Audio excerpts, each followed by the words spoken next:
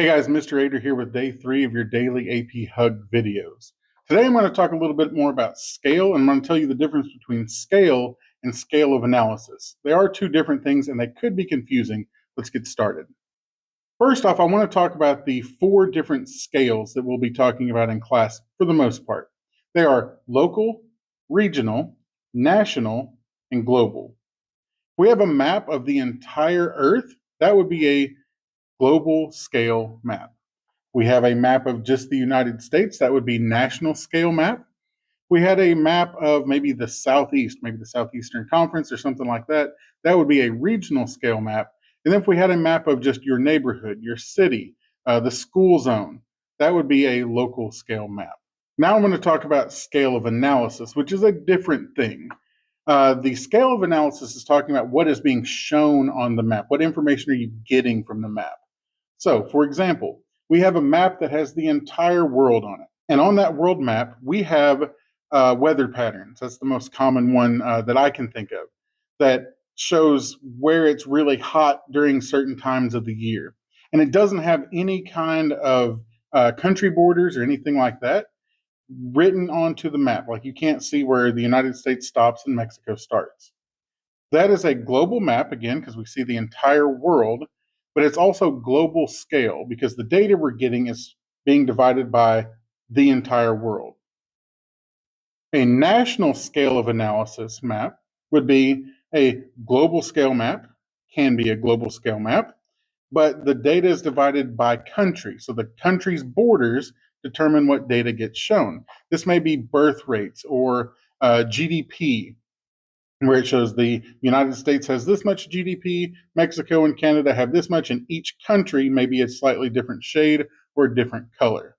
That is a global map because we still see the entire Earth, a global scale, but the scale of analysis, the information we're getting, is based on the nation. So it's a national scale of analysis. Next up, we have regional scale. This is one that can be national map, so just the United States, national scale map, or it can still be a global scale map, but the information you're getting is about the region. So we have a map of the United States, and then it shows just really like the SEC, or it shows the boundaries of the SEC and the Big Ten, or maybe it shows Federal Reserve districts, or maybe it shows what beaches people go to. Like people in this area go to this beach, and it shows basically regions in that place.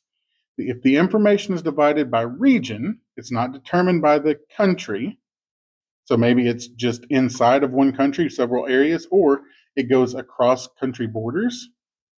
Then that is a regional scale of analysis. Real quick, I do need to say that you're going to hear me say the word state and country interchangeably because in AP Human Geography, state means country as well. The last one is going to be your local scale of analysis. Local scale of analysis can be that city, county, voting district, whatever it is, that is a very small area of land. And that can be represented, again, on different types of maps. You can probably guess a global scale map with local scale of analysis isn't going to be very good. Typically, whenever you get smaller areas where you're trying to get information or scale of analysis, the map also gets a little bit smaller. So maybe you would use a national or even like a regional map, regional scale map, to show a local scale of analysis. Last thing I need to talk about, and this one is weird and it's hard for a lot of students to understand, but the difference between large scale and small scale. I've told you, local, regional, national, global. What scale of analysis do we have? Well, if you're talking about local, where you're looking at the smallest amount of land, that's large scale analysis, because the large to small is determined by what type of data or information you're getting. If you zoom in on a map, you're getting a lot more data. From yesterday's video, we had the red dot. You zoom in, you can see how much of the road is actually affected by that pileup or whatever it is. The further you zoom in, the more local you get, the more information you get. So that's a large scale analysis.